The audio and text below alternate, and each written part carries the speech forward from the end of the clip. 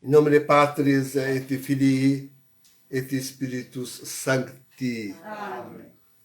Estamos, caríssimos, na sexta-feira, não, quinta-feira da terceira semana da Quaresma. Mudou o templo de Deus. Já não é mais lá, naquele edifício, naquelas pedras e naquelas cerimônias solenes que se realizavam neste edifício, a cuja porta aí estava o profeta lá, né, advertindo do problema. Agora, o templo de Deus está aonde Jesus for. Aonde Jesus, ali está o templo de Deus. Não mais em qualquer outro lugar, senão onde Jesus estiver. Ali está o templo de Deus. Caríssimos, já o profeta de fato advertia isto. Não adianta ter edifícios solenes e belos. Não adianta sequer a multidão do povo. Não adianta nem mesmo um sacerdote. Se tudo isso não estiver dirigido para Deus, na obediência a Deus, na observância dos seus mandamentos, das suas palavras, daquilo que Deus quer para o homem, então isso também não serve mais para nada. Não serve para nada. Hoje nós vivemos essa situação, hein? Hoje nós vivemos exatamente essa situação. Aquele que era e que guarda aquilo que guarda a oficialidade do templo de Deus, aquela que nós diríamos, ali está a Igreja Católica. Aqueles que nós reconheceríamos como sacerdotes, como sumos sacerdotes, e não recebe em toda a parte Francisco o nome de Papa. E o pessoal se admira quando vem uma mensagem do céu e chama ele de Papa. Não está lá ele, como se na função não usurpou ele o trono de Pedro, está lá ele, sentadão lá, embora não o use.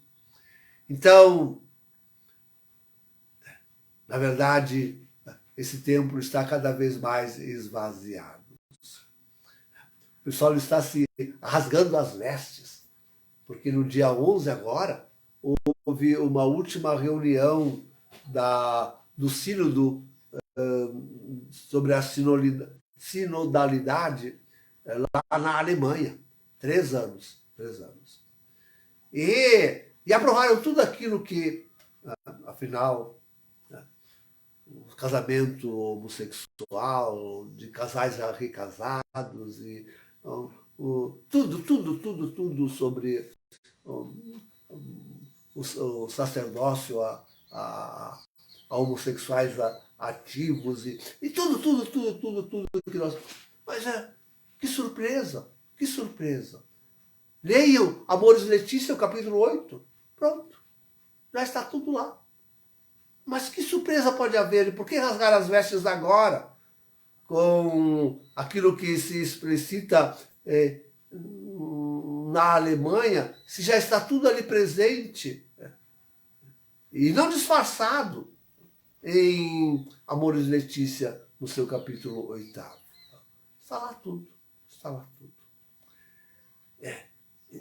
Então, caríssimos, esse cisma já é há anos presente. E ninguém reconhece isso. Eu continuo dizendo, o templo de Deus, todos embevecidos, o templo de Deus, e maravilhados, o templo de Deus. Ai. Que coisa. Então, o templo de Deus está lá onde Jesus opera as obras de Deus. As obras do amor de Deus, as obras da evangelização de Deus. Que dor faz sentir no nosso coração só o pensamento. Né? Quando o povo dizia para Jesus hoje no Evangelho, tinha medo de que ele fosse embora. Né? Tinha medo e ele precisava ir para outros lugares, evangelizar. Né? O povo tinha medo que ele fosse embora. Porque lhe curava os doentes, lhe expulsava os demônios. Né? Tinha medo que ele fosse embora. De quantos templos Jesus já foi embora. Né? De quantos corações Jesus já foi embora. Né? Como Jesus já foi embora desta falsa igreja. Jesus já foi embora. Não notam? Porque ficou a aparência das cerimônias. Não notam porque ficaram os títulos, os mais pomposos, os mais augustos, os mais altos. Não notam porque ainda ocupam os edifícios, os templos. Não notam. Mas Jesus já foi embora. Eu fico imaginando quando, de fato, em tantos lugares, de repente a Eucaristia já é inválida. Mas quando na maior parte ela for inválida, aí sim é a retirada mesmo de Jesus. Agora é da sua doutrina, da sua pregação. Daqui a pouquinho não terão mais sequer a presença eucarística. Sequer a presença eucarística. Então, que medo que isso dá para o mundo, queridos. Sem Jesus. O mundo já está praticamente sem a sua pregação. Daqui a pouquinho estará sem a sua presença. Que significará para o mundo? Que de perdição isso significará? Que abertura para a ação do demônio? Todos os demônios voltarão. Todas as doenças estão voltando. Todas as doenças e todos os demônios voltaram. Como disse aquele outro evangelho, encontraram a casa arrumada, limpa, voltam com mais força. Saiu um, voltarão 7. Voltarão, todos os demônios voltarão. Saiu um, voltarão 7. Encontraram a casa limpa e arrumada, voltam para todos os homens. As doenças e os demônios. Porque Jesus não está mais no meio deles. Que coisa, que coisa, que coisa. Então, é preciso que nós guardemos esta presença de Jesus. Ainda que não tenhamos o tempo, ainda que os ofícios entre nós sejam os menores, ainda que o povo não esteja naquela ocorrência, naquela abundância. Ainda assim, ainda que sejamos uns poucos, guardemos. Mas guardemos de verdade, guardemos de verdade. A sua doutrina, a sua moral. Guardemos os seus costumes, a sua religião, a sua adoração a Deus. Guardemos a sua liturgia, esforcemos-nos por amar e querer cada vez mais bem a essa missa que nós celebramos, a missa tridentina. Que graça que nós temos, eu e vós, de celebrarmos ainda, de termos voltado a celebrar a missa tridentina. Guardemos a presença do Senhor. Guardemos a presença eucarística de Jesus.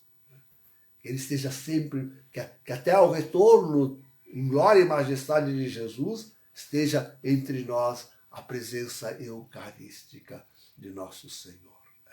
E guardemos-la com todo o amor, com toda a devoção, com todo o respeito. Esforcemo-nos para que ele seja cada vez mais honrado e glorificado, para que cada vez mais intimamente nós comunguemos dele, desde o mais íntimo do nosso ser e do nosso coração. A comunhão seja realmente uma troca íntima. Nós lhe damos de novo a nossa humanidade para que através de nós ele haja, e haja nos doentes, e haja nos endemoniados, que vierem a nós. E mais intimamente ele esteja em nós para que a sua divindade transpareça em nós. Nós lhe damos a nossa humanidade para que ele haja e ele nos dá a sua divindade para locupletar-nos do bem maior, que é Deus. Em nome do Pai, do Filho e do Espírito Santo. Amém.